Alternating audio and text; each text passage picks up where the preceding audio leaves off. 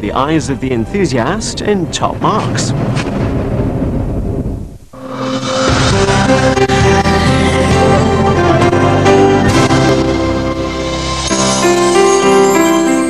It's that little bit different to the run-of-the-mill car. It always has been.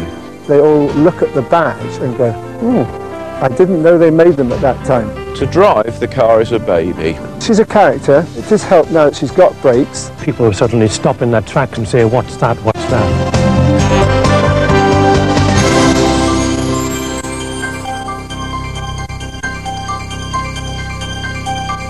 The amazing Skoda story began in 1895, over 100 years ago, in the town of Mlada Boleslav, which is about an hour's drive north of Prague, with a bookseller called Václav Klement and a mechanic called Václav Loren.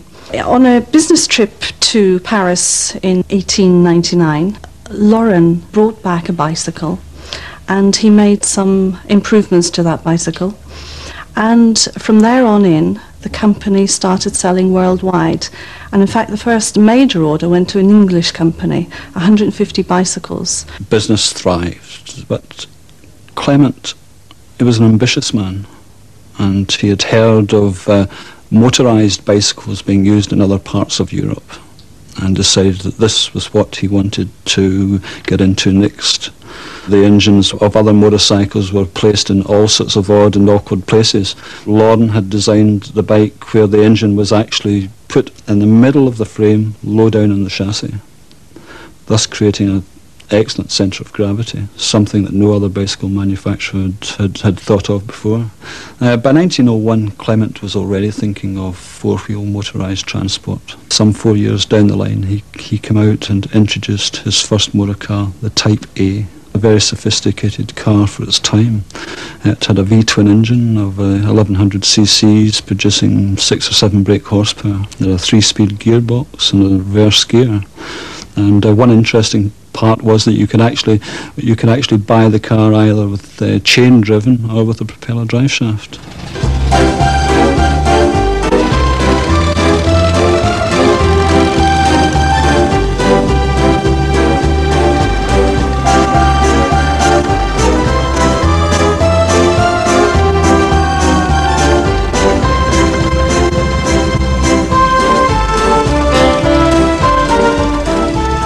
And another significant vehicle at the time, between 1911 and 1915, was the Phaeton, which was a very elegant sporting car which had an all-ash body and a beautiful veneer finish.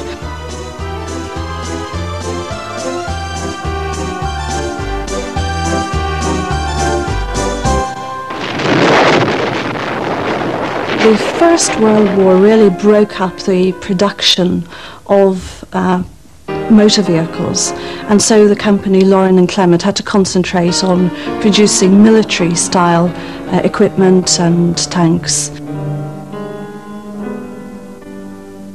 So, returning to civilian vehicle production after the First World War, the new democratic Czech Republic was able to re-enter the world automotive market, and Loren and Clement cars could be found on the roads of Mexico, Amsterdam, Europe, Central European markets, absolutely everywhere.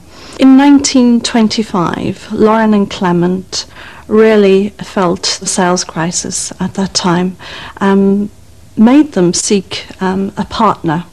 And that partner was found in the Skoda company, an industrial company based in Pilsen. Skoda was an enormous company producing locomotives, train, aero engines and components for large ships.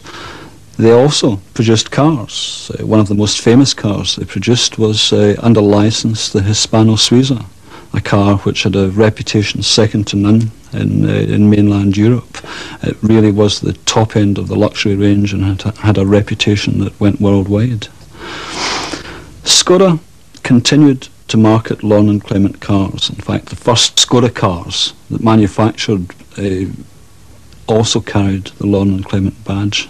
This only continued for a couple of years, and thereafter any future models designed by Skoda themselves would only carry the Skoda emblem. In 1933, Skoda came out with one of the most radical designs of the time.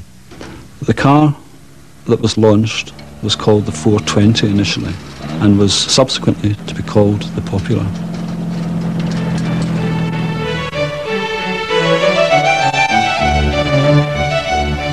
This is a Skoda Popular, 1938, which I acquired in Prague in 1989. It was built to provide daily transport for Czechoslovakian people. There is an enormous level of ignorance where the Skoda mark is concerned. You park it somewhere and they all look at the badge and go, shaking of the head, I didn't know they made them at that time. It's a standard response. And then if you've got enough energy, you then give them the 5-minute potted history of Skoda cars.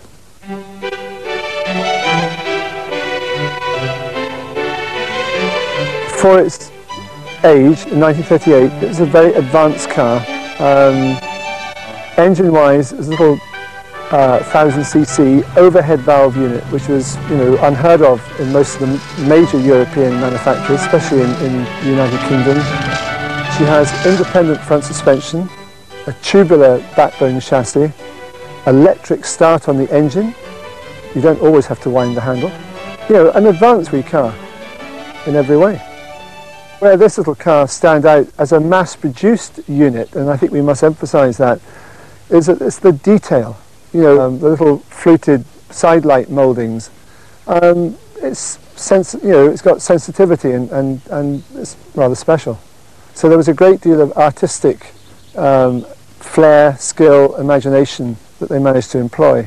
The Popular was to prove one of the most successful vehicles ever produced by Skoda.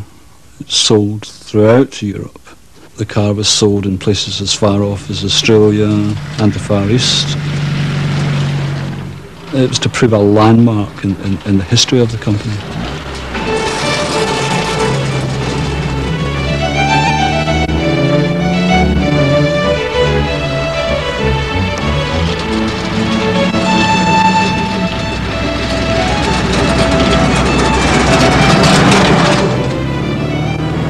She's right-hand drive because she's pre-Hitler's invasion of Czechoslovakia, which is 39. She was born in 38. After the invasion, he ordered them to drive on the other side of the road